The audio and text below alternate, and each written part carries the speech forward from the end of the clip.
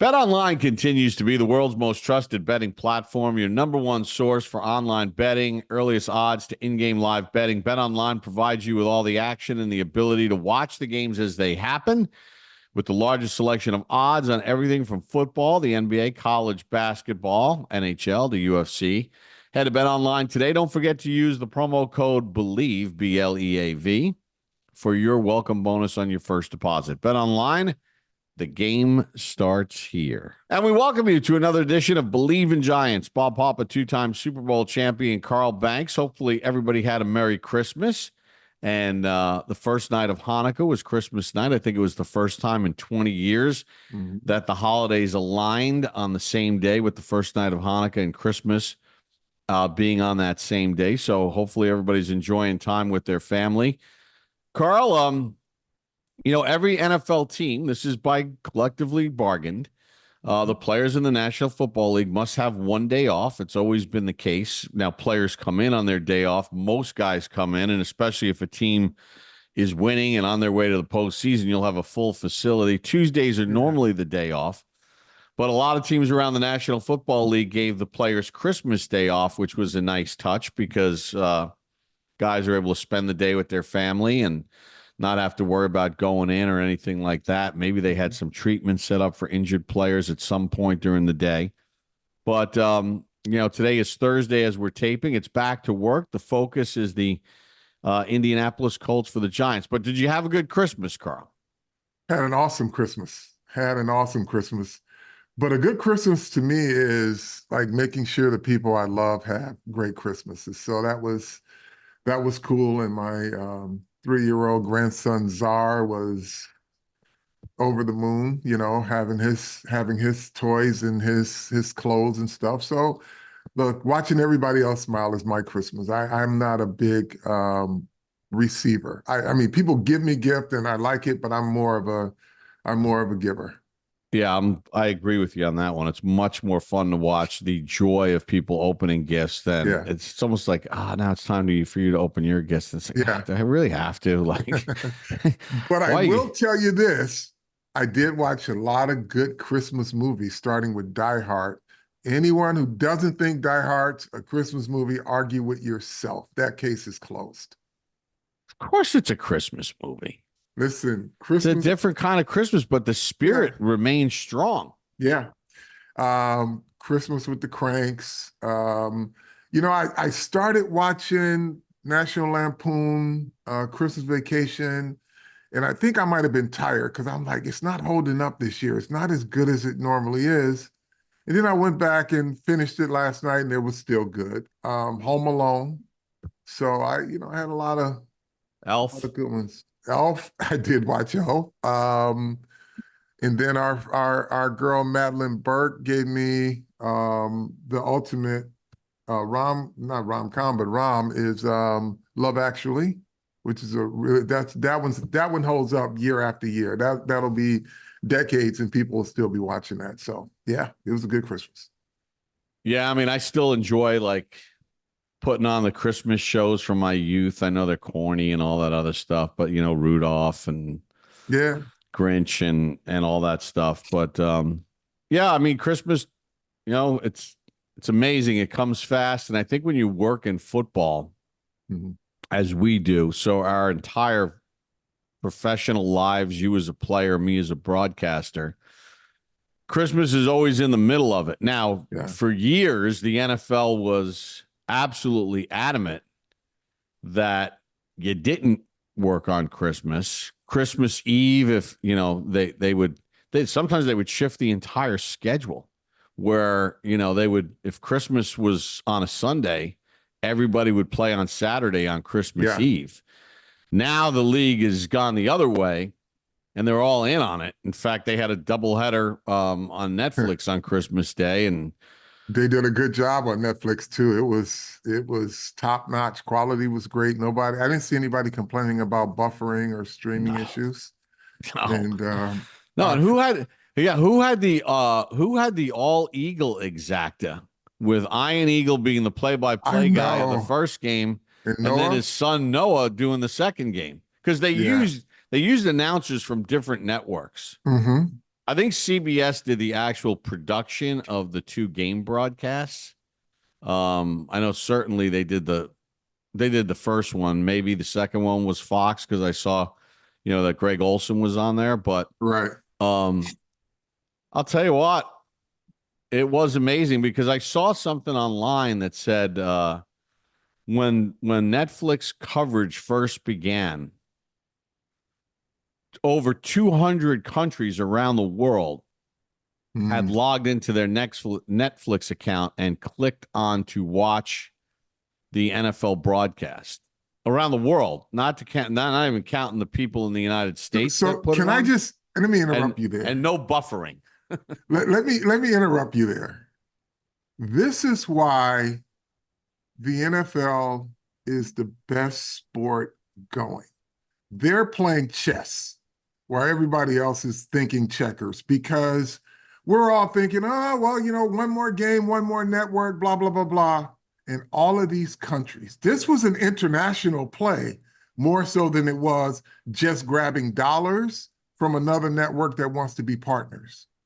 This was genius. Like when you think about how many countries tuned in, They said I logged don't in. know. I don't know what the final numbers are, but I read from the guys that cover radio and TV media that when the coverage started at 11 a.m. Eastern, so in European time, that's 5, 6, 7 hours. Let's just use Europe as a time difference. People from 200 nations, to at least there was logins and clicks on the actual broadcast in 200 nations at the onset. I don't know what the final numbers are.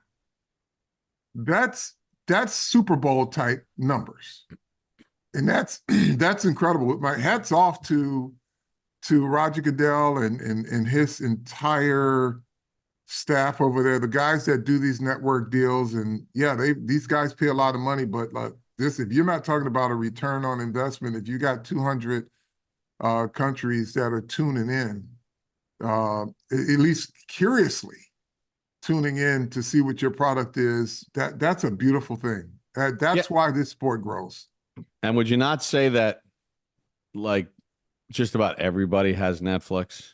I mean, you may not have Paramount Plus, you may not have Peacock. Some people may not have Amazon, although I think there's more. I think there's more people that have. I think there's more people out there that have Amazon that don't realize they have it in their household. But wouldn't you say Netflix is kind of like, that's the one that because that's one of the first ones, so everybody has that one, right? It's the legacy media of streaming. So the network TV contracts are up for renewal in a couple of years. So this was a great play by the broadcast committee for the National Football League of, okay, let's sell these two games for $75 million apiece to Netflix. And it's kind of opening the door for the next wave of TV negotiations where now you're going to have these streaming services jumping in on it. And Netflix and their technological team certainly cleared up any ills humanly possible that they had from the disaster of the Paul Tyson fight. Yep. Because I didn't have one time during the broadcast that I had any issues. Yeah, I mean, we're in a new world right now. The legacy media, who have always been great partners to all sports leagues, are probably going to still be great partners, but there's going to be some realignment because these streaming services and the way people consume sports and entertainment now is just not sitting down in front of a TV. And Adam Silver from the NBA has been kind of the leader in that. Their fan base and demographically they're a little younger. They consume basketball in chunks, in bites, and so they do a bulk of their stuff on the streaming network. So they've been getting us ready for this, fantasy football and all the other things that you get in the YouTube, what's that, DirecTV or Sunday Ticket, on YouTube. So we're getting there, and I'm happy. I mean, the league is growing, and that's what we want. And we just want the players to take care of that golden goose so that they can continue to make large sums of money. Yeah, in the league with the antitrust laws or whatever that have been going back forever. If you lived in Kansas City, if you lived in Pittsburgh, in the greater Kansas City, Pittsburgh area, Baltimore, Houston, the league insists that the game be made available on free TV within that team's television market. Just like if the Giants play on a Thursday night and it's on Amazon, there's an over-the-air carrier to make sure that the local TV market can see the game regardless. So anyway, that's our Phil Mushnick, Bob Raceman segment for you. There's a lot of our viewers out there and listeners out there that don't even know who those guys are. Don't even know who they are. Media people from a different era. Yeah. So let's talk about the and Giants. Cut from a different cloth too, by the way. Yeah, they were unique. They were unique for sure. Let's go to Brian Daboll's decision to start Drew Lock. His reasoning behind it is, they've been yo-yoing back and forth. DeVito replaced Jones. DeVito gets hurt. Lock comes in. Lock gets hurt. DeVito gets hurt. Boyle plays. Lock's ready to go. Lock plays for a continuity reason of just trying to have back-to-back weeks of practice with the same guy at quarterback, the same cadence, and everything else. I was a little I got to be honest with you. Was I surprised? Yes. Because DeVito was the one that gave them the best chance to win when he went from 3-1. Yeah. And then now all of a sudden there's a little bit of a yo-yo game going on here. But I guess it does make sense with some of the procedural stuff that maybe you just kind of want the same voice in the huddle to get everybody going in the right direction, because you're going to play a Colts team on Sunday that is mathematically still alive for the postseason. Now, their chances are slim, but they all they can do is control their own fate they don't control their own destiny, but you just go win your games and then you see. You go win your games and see where it falls, right? This is the quarterback decision is interesting. I'll take the coach at his word for it. I'm sure Tommy will be available and ready to play. And, there are so many theories out there as to why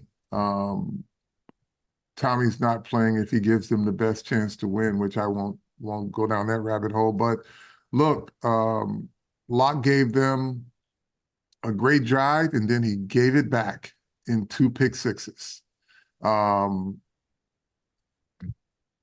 got to figure out, how to get more out of what they have available. I mean, it looked like they were going to be a much more competitive game last week, and then it just all of a sudden dissipated, and it looked like everything else. Yeah, I mean, and look, I think Brian Daboll and his staff, just being in the facility, I mean, they're grinding. Yeah. And they're trying to figure out ways, they're patching things together, and, players just seem to be getting hurt. And, it's like, I'll give you an example, Raheem Lane, right? Who's a guy that was on the practice squad, like whatever. And he's out there playing significant snaps last week. And he tears his ACL. Like, you just can't make this up.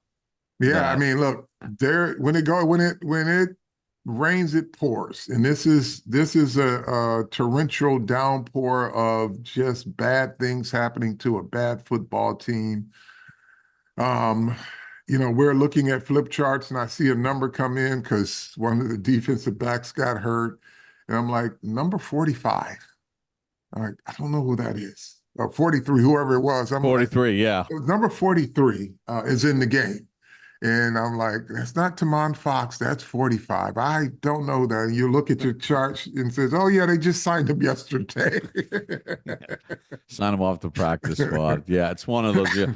And I feel bad for Daboll in this regard because, like quarterbacks in this ultimate team sport, you get judged by your record.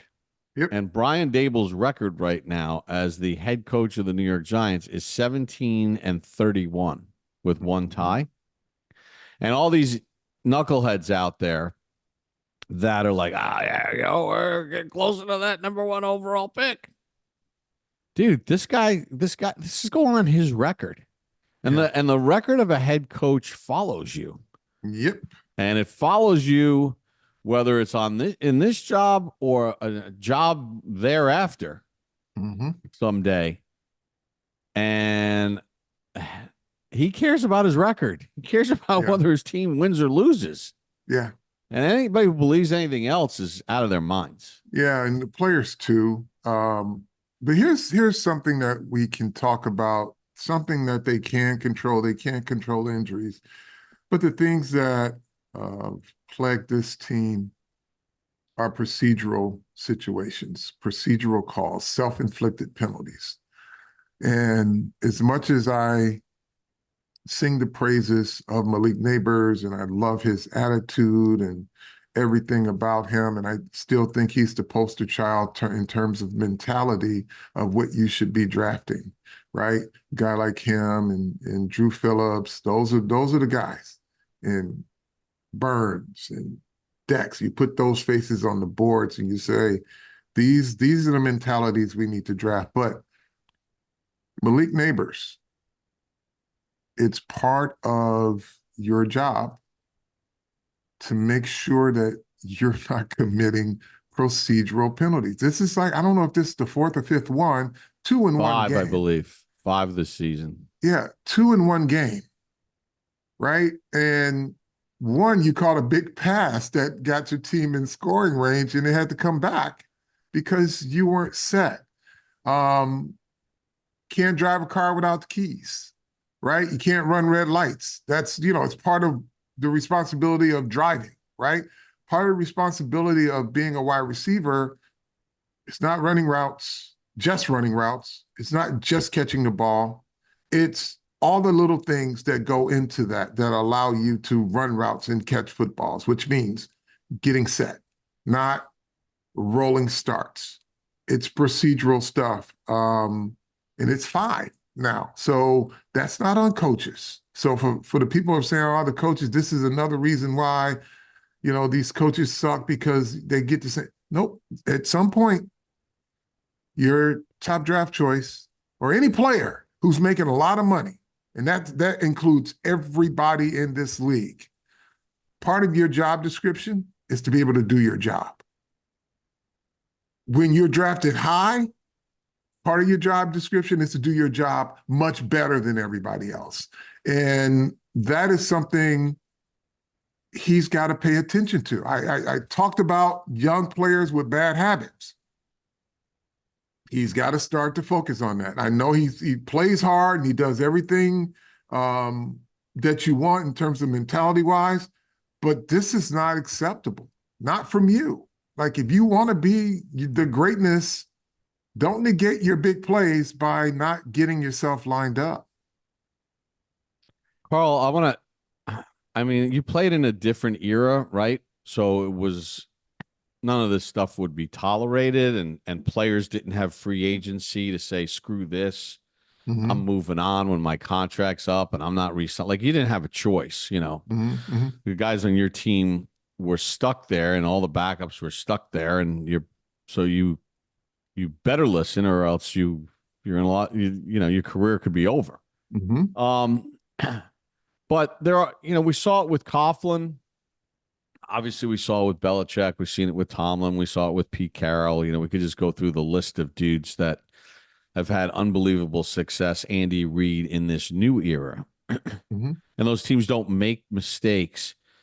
So, yes, how do you police that? So I see what you're saying, right? Like, How many more times are we going to go through this? You're one of the better players on the team, and it's not just him, right? But we're just using the example. What's the role of the coaching staff, though, as far as not tolerating it? Like, I mean, because you could preach it till you're blue in the face. If the guy keeps making the same mistake, where does the accountability come from at some point? Comes from the player, right? There's only so much coaches can do. Doesn't matter who they are. They're going to tolerate you until they can get rid of you. That's what ends up happening when good players don't perform to their level, right? Or good players with bad habits.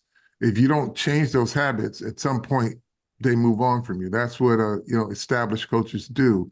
But it's the accountability aspect of it, and I don't think we're there with Malik Nabers. Oh, no. But it's just, this is, for me, I want him to be everything that he can be.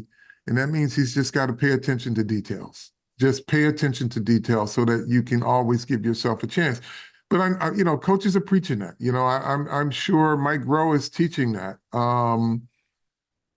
But it's player accountability. And you have a young locker room, and now you got a lot of transients in there. Who's holding who accountable? Well, you got to hold yourself accountable. You got to be the reason why this team plays hard, and there, again, everything about him I wouldn't change other than the football aspect. You got to get that right, because that's what you're here for. And the rest of these guys too, the offensive linemen downfield, all of these things. If you're running RPOs, and yes, the referees are not kind to you because you're a losing team, and they let a lot of other teams get away with it, and we watch it every time a particular team plays when it comes to the pick routes and all of this other stuff. but Kansas City, you don't get those breaks, so you've got to earn those breaks. So you've got to be more attention to the details of things. And there are guys that are going to be on this roster next year, so start being part of the solution now, so that you can move into next season with something good on tape. Ronnie Staley of the Ravens got called for one last night because Lamar was doing his thing. But it's really weird, man. I mean, every coach in the league has guys on their staff, quality control people that just are studying the officiating crews and everything else. And it's like, okay, clearly there was some sort of internal discussion of, we are going to back off offensive holding calls on the line of scrimmage. Wait. Offensive holding calls until the last 2 weeks of the season leading into the playoffs, because I saw more called yesterday, and I'm sure we'll see more on Sunday than we've seen all season. I mean, they have completely said we're not calling holding calls. Until the fourth quarter. Then it seems like suddenly there's a critical holding call. Yeah. But every team, you can't watch a game. There's two. I'll tell you what are two constants in the NFL in 2024. Most returns on punts, there will be an illegal block in the back. Okay? It's just, no matter what game you watch, there's an illegal block in the back. And every single NFL game now you watch, there is a flag for ineligible man downfield in every game. And there'll be no offensive holding calls for like three and a half quarters. And then all of a sudden in the fourth quarter, team will get hit for two of them on the same drive. And then when they punt the ball away, the other team gets called for offensive. Yeah, I mean, it's got to be a conscious effort there, because you can look at any game and you'll see, and I wondered out loud, this was like 4 or 5 weeks ago, I'm like, they haven't called a holding call on either team this game. Howard Cross is like, just can't believe it. Yeah, so, but Bob, here we are. We're winding down the season. Indianapolis Colts. Anthony Richardson, good rocket arm. He is, and this is no disrespect to him, but he's more a runner than pure passer right now. And that's because he hasn't developed. Right. I mean, last week he threw 11 passes, 13 passes. He completed Yeah, 7 for a buck 31. But Jonathan yeah, Taylor ran for over 200 yards. yeah. Taylor runs for 200. He runs. He has the ability, and he's a little different than like a Lamar Jackson. This kid is a power runner. He's as big as the backs are. And so when you look at him on film, he doesn't have a lot of reads. They give him a couple, and they design the offense so that they can get the receivers in the area that he's looking. And if it's not there, if he doesn't feel it or see it, he takes off running. So the Giants are basically going to look at the Baltimore Ravens style type game plan, but it's so interesting the way they block their runs, right? Um, their line doesn't look like world beaters. You'll see guys getting stood up all the time, but the back is through the hole before you can get off a block. Mm-hmm. So they're very effective. Like you'll see guys that are just getting stood up by defensive linemen and they can't get off the block. It's for whatever they're doing. If you get stood up, they're going to tell you to hold your defender or something because you'll cut the tape on. Like I'm looking at the tape, I'm like, boy, these guys aren't very good. And then play after play after play, there's the runner 10 yards down the field. You got a guy who should have made the tackle if he could just get off his block, or two guys that could just get off their block because they got their guy pushed back and they couldn't get off blocks. So they're effective at whatever they're doing. Like I said, they're not the Baltimore Ravens offensive line, but they are effective. And if you have a running back that can go for 200 yards, they've got their thing in sync. Yeah, Downs has been good at the wide receiver position for him. They've got some talent. It's interesting, Carl, because how will the Giants deal with an effective runner? Because they keep stringing. They're going against some of the best running backs in the NFL. Yeah, and they've done a really nice job.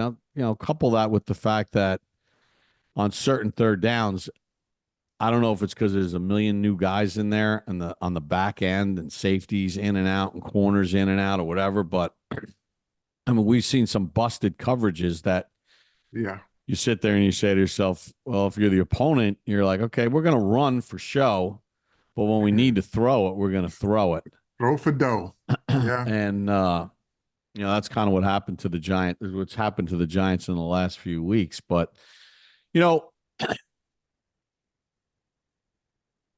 this season has been a mess, right? And we know the 100th season, and Saturday will be the anniversary of the famous championship game with the Baltimore Colts, 1958, that the Colts won in Yankee Stadium, which is kind of the game that put the professional football on the map in the United States because it was televised nationally.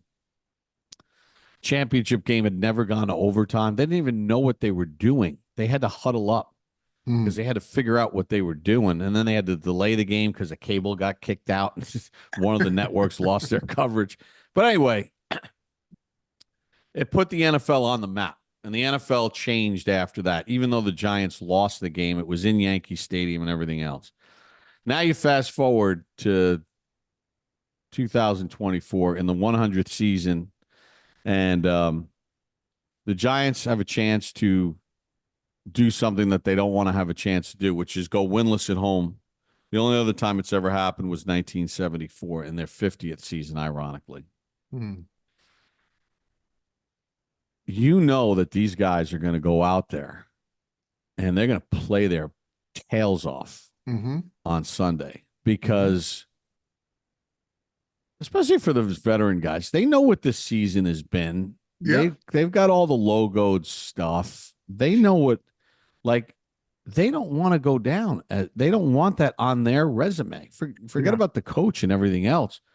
I would expect the Giants to go out there, no matter who's in the building, however many people are there, I would expect them to go out there and play their asses off. And they don't give a crap about potentially blowing the number one pick. Yeah, listen, that'll take care of itself, because the more intentional you are about trying to secure something that's not even here yet, the more likely it's not going to work the way you want it to anyway. But and I know, so the fans have been on this emotional tirade, and justifiably. But you're not going to have it both ways this week, right? Because if the players don't play well, they're going to get trashed. If they win the game, they're going to get trashed. Well, prepare for the Giants to win the game. And the players will take your trashing of them winning a game over losing to try to secure what may or may not happen. But these guys are professionals and they're playing for um, their jobs as well. Yeah, like when we're in the building and you see dudes walking in a walking boot and you see guys on the little scooter and, you see these guys going in for like, you think they care about what you think as far as, oh, we better keep losing? Yeah, that's not going to happen. No. You think Drew Lock wants the narrative to be like, listen, he's playing for a job. I mean, he's playing for his life as far Mhm. as how many more losses you're going to have and how many more pick sixes are you going to throw. Yeah, Where in 2025, when teams are looking for a backup quarterback, your name, you're unemployable, right? yeah, Yeah. Um, yeah, I mean that's, and then to compound the emotions more is people that went sideways when Adam Schefter talked about what the Eagles may or may not do to prevent the Giants from, doing whatever they want to do. That those things will take care of themselves. And you can find a way to get what you need in a draft when you have this much of a bad season. You can get what you need to get. So players are going to play to win. Simple as that. and I don't get this whole Nick Sirianni thing. I know he's trolled the Giants since the minute that Philadelphia signed Saquon Barkley. Yeah. But maybe he's like a product of this social media era or whatever, where like trolling, like, why wouldn't you just celebrate what you have and be the best that you can be? And why are the Giants, first of all, the Eagles beat the Giants regularly for the last 15 years. Yeah. Why would you care? Why would that even be? I didn't understand the trolling at the beginning. I didn't understand the trolling this year. I don't understand even the fact that this was floated to Adam Schefter, who's got pretty damn good sources that Hmm. if Philadelphia is locked into where they are, they'll try to tank the game against the Giants so that the Giants potentially don't get the number one overall pick. Like, why do you even care? Why are you not like, it's just, to me, it's just so weird and it's kind of childish that that would even be a thought process. Yeah. I mean, look, like you said, they've owned the Giants. They're one of the best teams in football. And if you feel that that's something you need to do, prepare yourself because your time in the barrel's coming. And, your your fan base won't be as kind. Your fan base can be as brutal as the Giants fan base, if not more, when things don't go well. So just remember post Andy Reid when their owner was being called to sell his team by the fan base and everything else. So it will happen to you. Take your wins. I can't tell you how to do your thing, but it's just perplexing the fact that you feel the in our social media discourse. So let him do what he does, and those things will find a way to even themselves out, as Bill Parcells would say. Well, karma's a bitch. Just ask Doug Peterson, because if you remember in that 2020 season, I mean, the Giants weren't any good either, but they had a chance to make the playoffs, Hmm. but they needed Philly to beat Washington in that last game of the regular season, and it was Jalen Hurts' rookie year, and Hurts was playing fairly well or whatever, and Doug Peterson put Nate Sudfeld in the game, and Philadelphia then had no chance. Washington won the football game. And if you remember, Jim Schwartz quit as DC immediately after the game. He retired.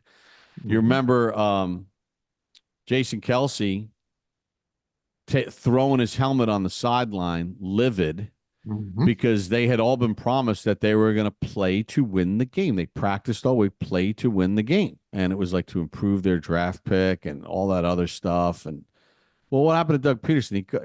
He got fired because of it. Yeah. He got fired. So karma is a bitch. Anything else about this game, Carl?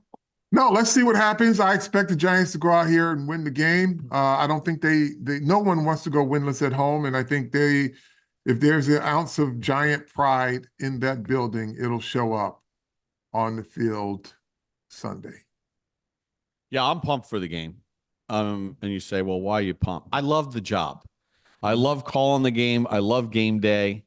I love, at 12:47 or whenever, New York Giants football is on the air, live from MetLife Stadium, and it's Bob Papa, two-time Super Bowl champion Carl Banks, Super Bowl champion Howard Cross. We only got 2 more times we get to do that. It'll be a long time until we get to do it again. And, it's fun, man. It's a passion. And even though the team stinks, and I don't think I'm saying anything out of turn right now, it's still fun to do the games. Still love to see what's going to happen. And there's always something that happens in a game that could get you excited or excited about a player or whatever. So, all right. How do we like to end this thing? Tell a friend to tell a friend. Believe in Giants.